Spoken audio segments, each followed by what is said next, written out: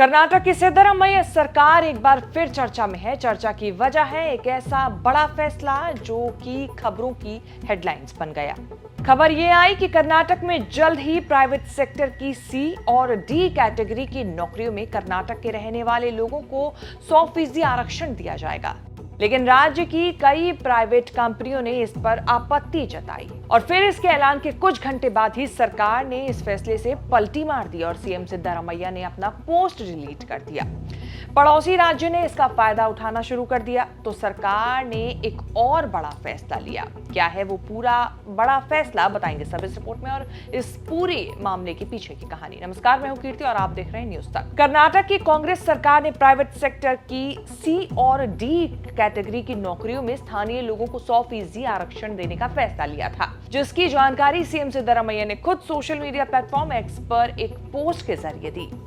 इस पर राज्य की कई प्राइवेट कंपनी ने आपत्ति जताई। इसका असर ये हुआ कि इस ऐलान के कुछ घंटे बाद ही सीएम सिद्धरामैया ने अपनी पोस्ट डिलीट कर दी, जिसके बाद कर्नाटक के श्रम मंत्री संतोष एस लाड ने साफ किया कि राज्य में प्राइवेट सेक्टर में नौकरी आरक्षण नॉन मैनेजमेंट कैटेगरी के लिए 70% और मैनेजमेंट कैटेगरी के पदों के लिए 50% होगी। लेकिन तब तक कर्नाटक सरकार ने कई प्राइवेट कंपनी की नाराजगी मोल ले ली। इस फैसले पर आंध्र प्रदेश के मंत्री और सीएम चंद्रबाबू नायडू के बेटे नारा लोकेश ने नेस्कॉम को अपनी राज्य में आने के लिए निमंत्रण भी दे दिया और लिखा, हम आपकी निराशा को समझते हैं। हम वाईजैग में हमारे आईटी सेवाओं, एआई और डेटा सेंटर क्लस्टर में अपने व्यवसाय का विस्तार करने या स्थानांतरित करने के लिए आपका स्वागत करते हैं। कृपया हमसे संपर्क करें। कर्नाटक सरकार अपने फैसले में बदलाव कर चुकी थी, लेकिन तब तक कई आईटी कंपनी सरकार से नाराज हो चुकी थी। ऐसे में सरकार किसी भी तरह कोई रिस्क नहीं लेना चाहती थी, इसीलिए अब आरक्षण के फैसले पर ही रोक लगा दी गई है।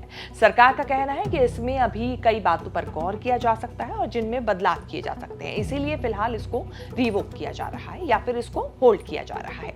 बता दें कि कर्नाटक में स्थानीय लोगों के लिए आरक्षण का जो बिल लाया जा रहा था उसका नाम Karnataka state employment of local candidates in the industries, factories and other establishment bill 2024 है।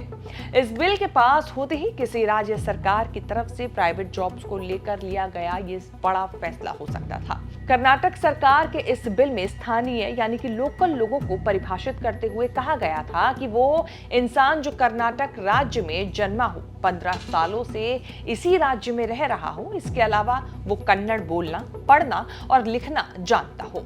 कुल मिलाकर देखा जाए तो फिलहाल कर्नाटक सरकार के इस फैसले की खूब चर्चा हो रही है। देखना होगा आगे आने वाले दिनों में ये नीति और कितने बदलाव के लिए तैयार है। इस रिपोर्ट पर आपकी क्या राय है, कमेंट करके जरूर बताएं। इस तरह की खबरें आगे भी देखने के लिए आप बने रहिए न्यूज तक के साथ।